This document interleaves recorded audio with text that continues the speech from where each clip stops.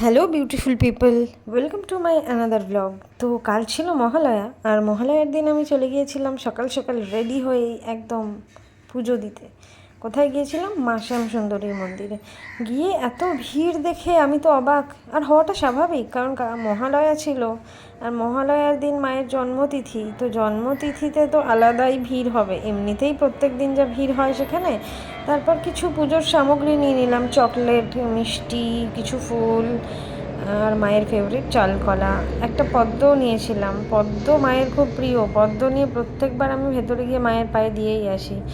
তো তারপর কিছুক্ষণ ওয়েট করার পর চলে গেলাম একদম ভেতরে।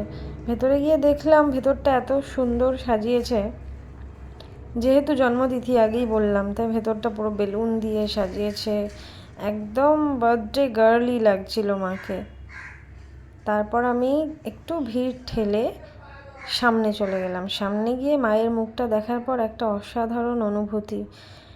এমনি রোজই সুন্দর লাগে, কালকে একটু বেশি সুন্দর লাগছিল। আর মানা হয় মাকে কেউ যদি 28টা শনিবার পুজো করে তাহলে তার সমস্ত গ্রহদোষ কেটে যায়। যেহেতু একমাত্র এই মন্দিরটাই আছে যেখানে 9টা গ্রহের অবস্থান মায়ের পায়ের নিচে, তো সেই জন্য এটা মানা হয়, সেখানকার পুরোহিতরাও সেটাই বলে।